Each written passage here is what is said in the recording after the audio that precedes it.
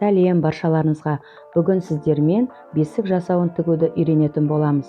Бірінші бөлімде бесігіміздің жапқыштарын тігіп үйренеміз.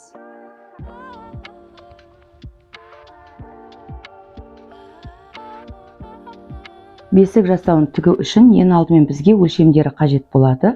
Міне, бесіктің жанының өлшемі, яғни мен ол жерде биіктігі 54 сантиметр және астыңғы жағының ені 33 сантиметр.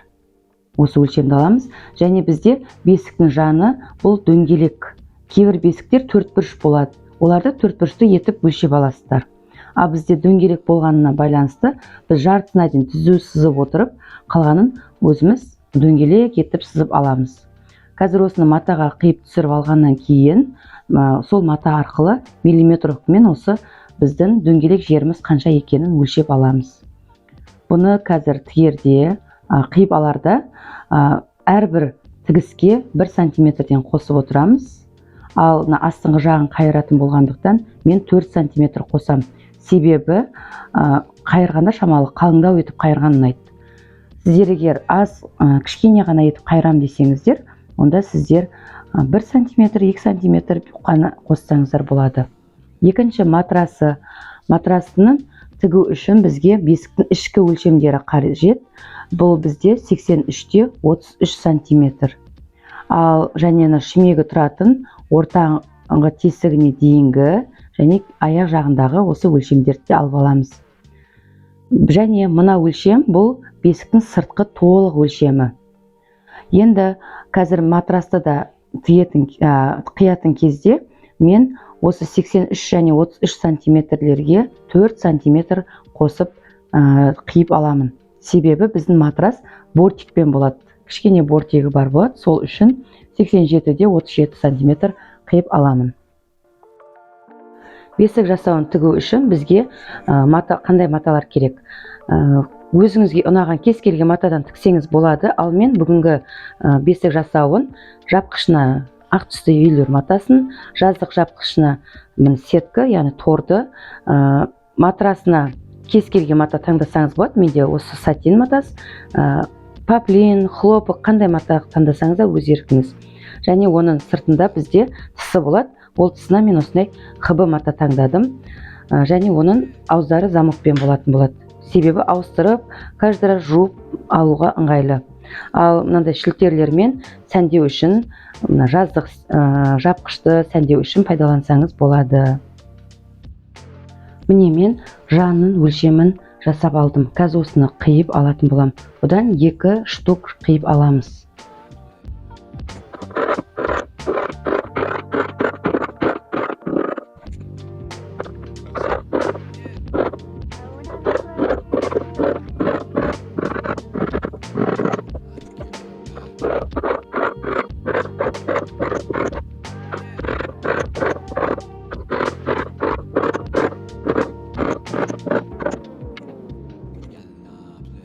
Міне мен бесіктің 2 жанын қиып алдым. Енді осы қиып алғаннан кейін шетін миллиметровка қойып отырып өлшеп аласыздар. Міне толығын.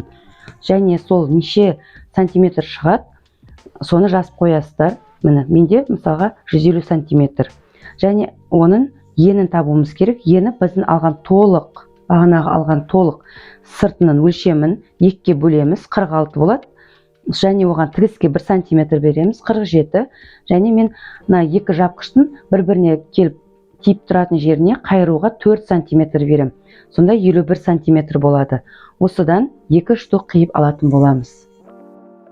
Міне мен жапқышымыздың бетін қиып алдым. Енді осыны жанына біріктіріп, 1 сантиметр тігіске 1 сантиметр қалдырып тігіп шығамыз. Және мен осы өлшемдерді жаздық тор, яғни сетка матаға да түсіріп аламын. Дәл осындай өлшемде оларды да тігіп шығатын боламын. Міне енді осы 2 бөлікті біріктіретін боламыз.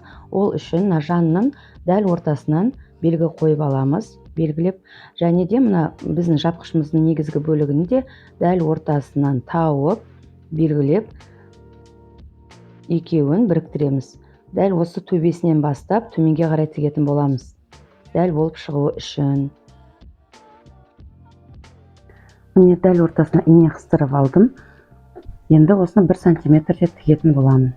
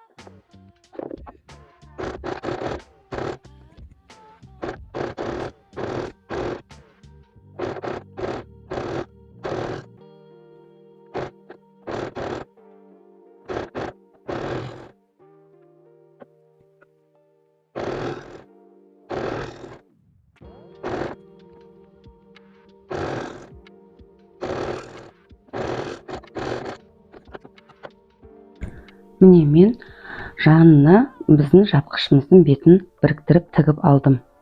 Міне жаздық сетка матасына жаңа торында бірдеңе тігіп дайындап алдым.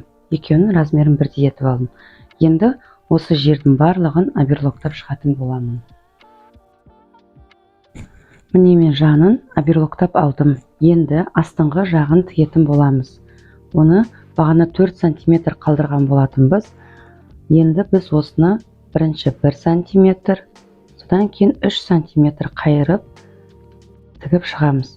Мен осындай картоннан 3 сантиметр етіп дайындап алам. Қайта-қайта линейкамен өлшеп жатпас үшін осылай дайындап алсаңыз, міне сізге қанша сантиметр керек екенін бірден біліп отырасыз. Арасында тексеріп отқанға жақсы. Енді осыны тігетін боламыз.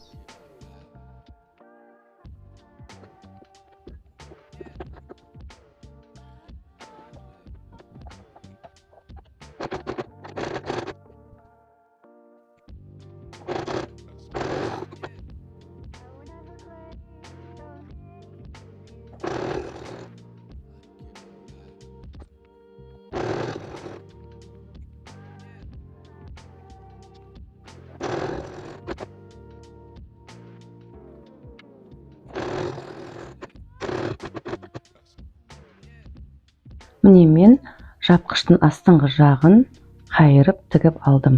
Дәл осылай, мына жабылатын жағы бар ғой, екеуі бірігіп жабылатын жағы, сол жағын да 1 сантиметр, одан кейін 3 сантиметр етіп қайырып тігетін боламын. Дәл осылайнан қойып тігіп шығамын.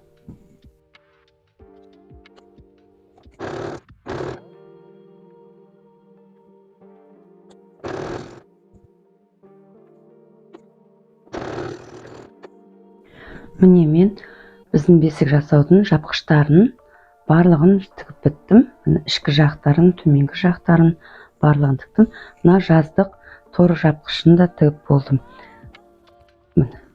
Барлығын, төменгі жағын және жанын тігіп шықтым. Енді осыған біз мынандай аққа ақ түстен, өзіңізге ұнайтын, мүмкін сізге басқа түстен ұнайтын болар.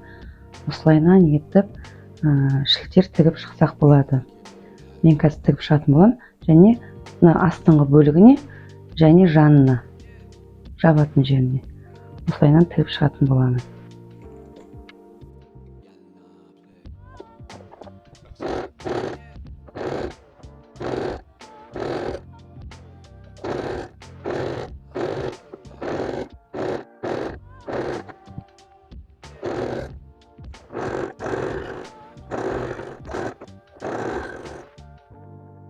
Міне жапқыштардың барлығын тігіп алдым. Жиектеріне осындай кружево, яғни шілтер тіктім. Қаласақ, мына сыртқы үйлер жапқыштың да жиегіне кружево тіксеңіздер болады.